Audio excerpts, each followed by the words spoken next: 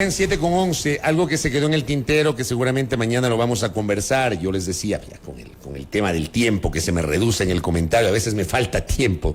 El caso del general Patricio Carrillo, lo vamos a analizar porque para mí, y lo he dicho siempre, general Carrillo podía ser candidato porque tiene sus derechos políticos, sus derechos de participación, no los ha perdido, pero la discusión es que hay un impedimento para ocupar cargo público durante 2 años, y esos 2 años recién se cumplen en enero o febrero del 2025. Pero ya lo vamos a conversar seguramente el día de mañana. Me enlazo ahora mismo con el austroecuatoriano, con la querida Cuenca. Allí se encuentra Adrián Castro, exdirector de la Agencia Nacional de Tránsito, ex candidato a la alcaldía de Cuenca y hoy virtual asambleísta electo por la alianza Actuemos. ¿Cómo le va, Adrián? Bienvenido, muy buenos días. Le saludamos mi compañera Belkis Sánchez y quien le habla, Fabricio Vela. Fabricio Belkis, muy buenos días a todos los amigos, amigas que nos están escuchando acá en la primera hora. Un abrazo fuerte a ustedes esta mañana. Gracias. A usted le dicen el chungo, ¿no? Pero claro que sí. ¿Cómo es eso? ¿Qué, por corazón o qué? Porque el chungo es el corazón.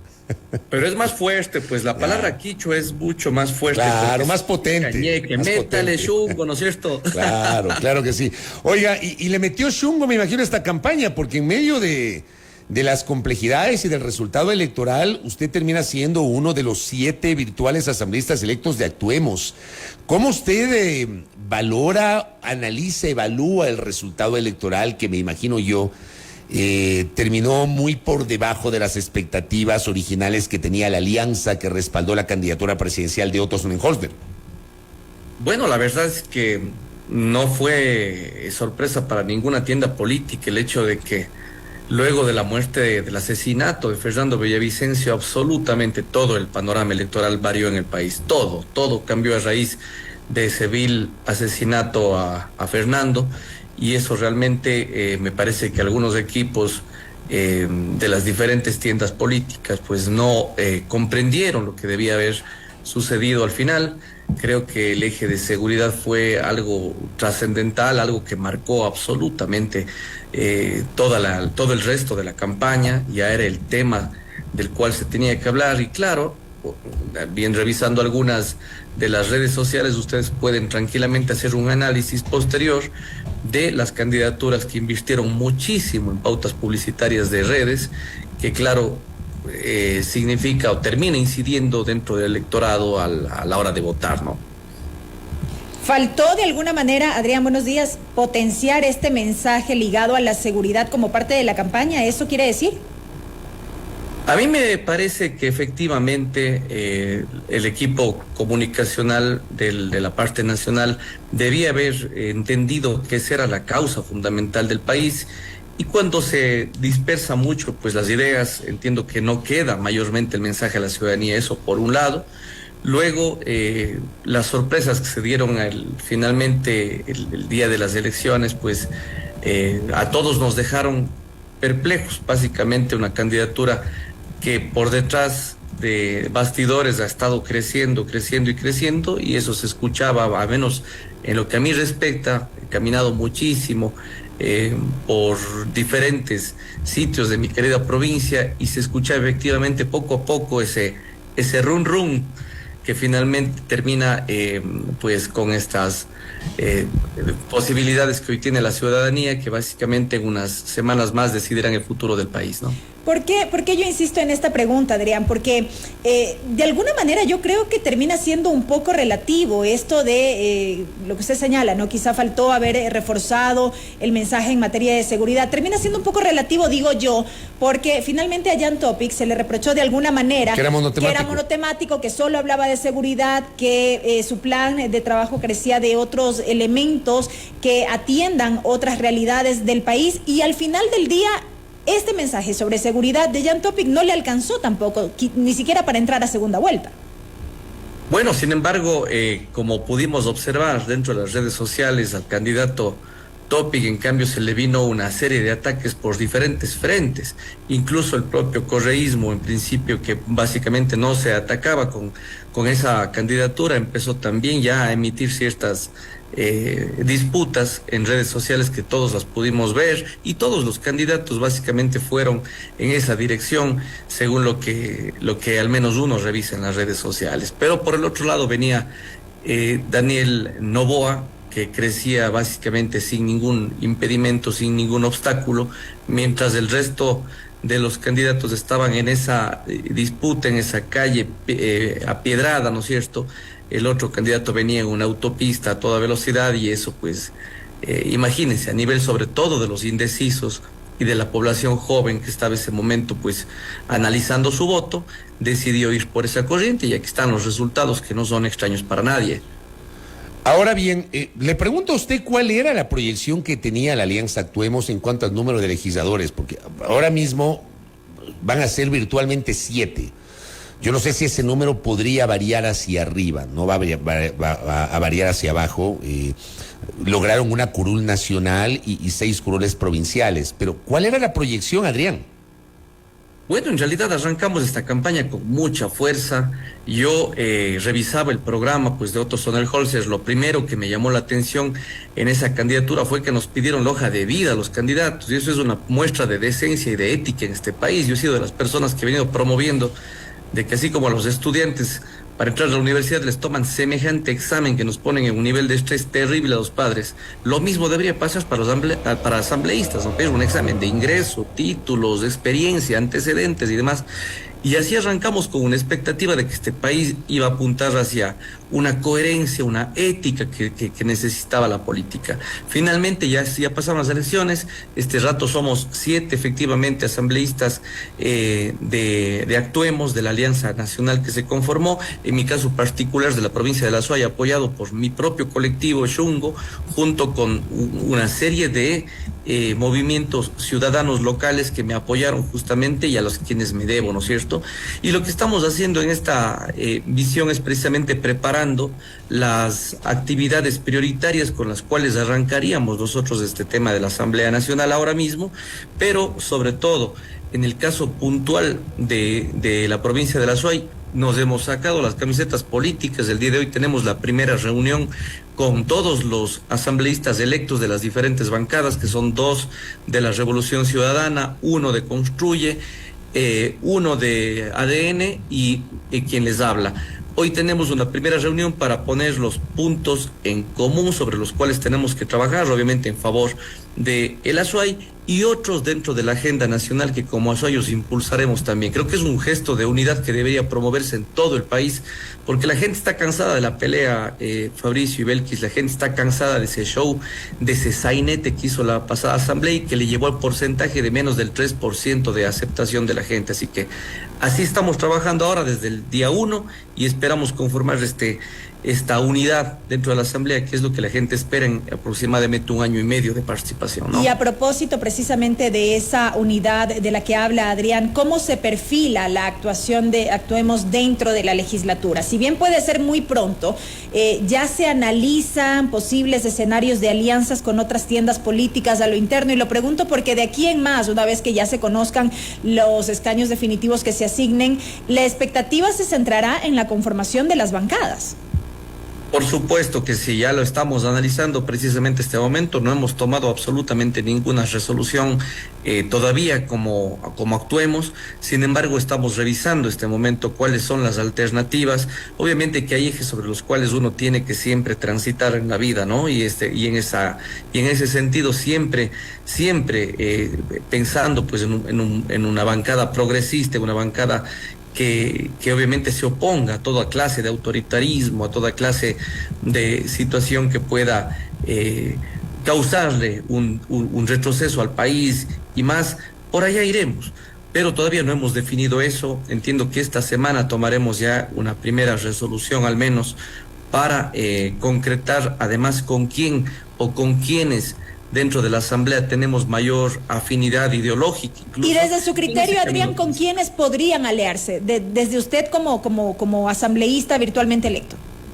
Bueno, al momento yo he tenido conversación, al menos individual, con algunos candidatos que estuvieron antes mismo en algunos espacios públicos donde pude conocerlos, y más bien con ellos hemos intentado este rato de alguna forma tender ciertos canales para poder sentarnos a conversar con las diferentes bancadas. Sin embargo, yo tengo, y en el caso concreto, como Adrián Castro le digo, conozco mucha gente valiosa que ha entrado a esta Asamblea Nacional.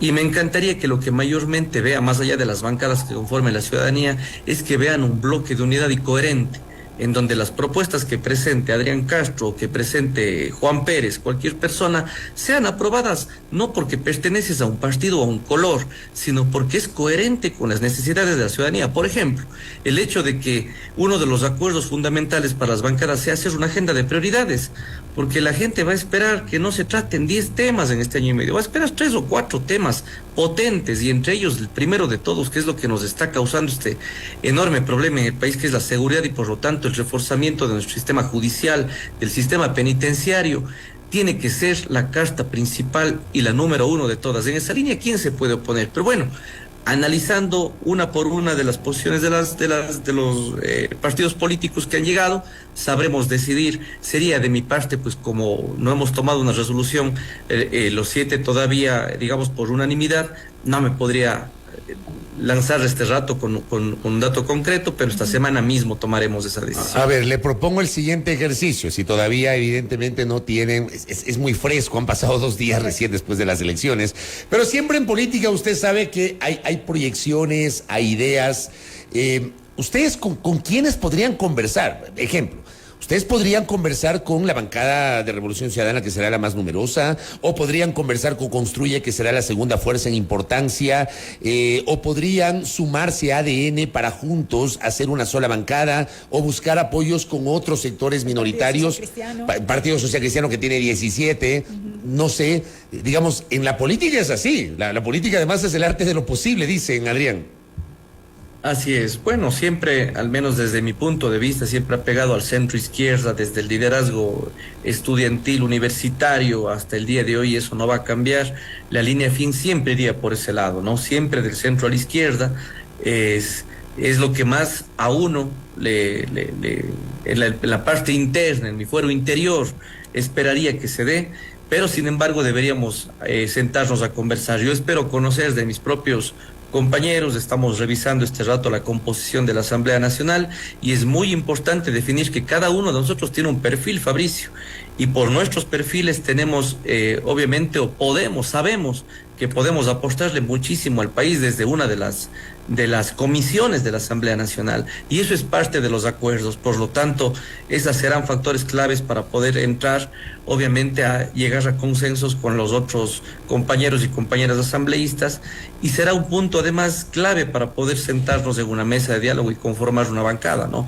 Por ahí iremos, pero yo les tendré la noticia esta misma semana. Apenas tengamos esta reunión de Actuemos, y yo les comunicaré, les participaré de cuál ha sido la decisión que le pregunto, pero, insisto, siempre del centro a la izquierda. Le pregunto si Otto Sonnenholzner va a tener incidencia en el pensamiento y las ejecutorias de los 7 integrantes de Actuemos de la futura legislatura.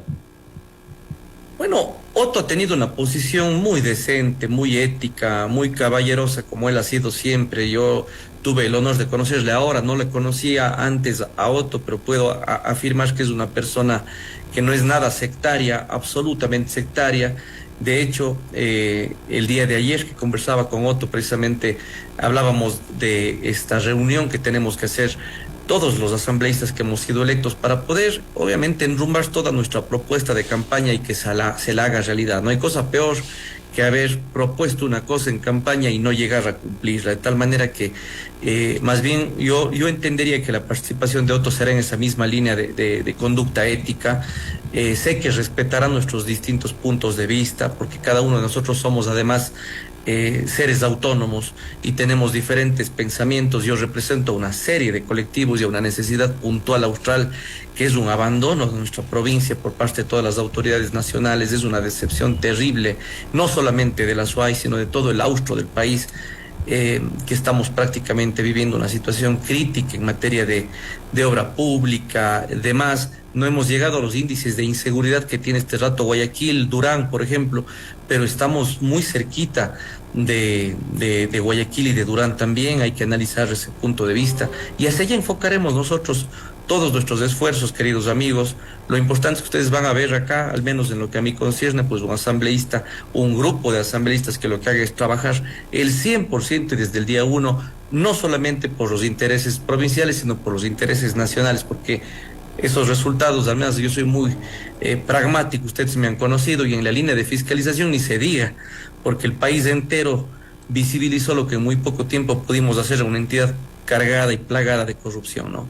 Ahora bien, Adrián, de manera breve y muy concreta, ¿con qué planteamientos llega usted a la Asamblea Nacional? Porque de lo que he podido revisar, usted ha hablado en las últimas semanas en medios de comunicación sobre la necesidad de fortalecer, por ejemplo, a los municipios. ¿Esto qué implica? Reformas al COTAD, de un lado. Ha hablado también en materia de seguridad. ¿Qué implica aquello? Reformas al Código Orgánico Integral Penal. ¿Cuáles son estos planteamientos concretos con los que llega la legislatura? Bueno, básicamente es una depuración del sistema judicial. No puede ser posible que tengamos jueces este rato a nivel nacional distribuidos por ahí, esas ovejas negras que lo que están haciendo es liberando a los delincuentes a diestra y siniestra. Y claro, algunos aduciendo que es por temas de ley, pero en definitiva, y sabemos perfectamente que hay ciertos jueces y son tan repetidos los casos que no es problema de ley, es problema de esa persona.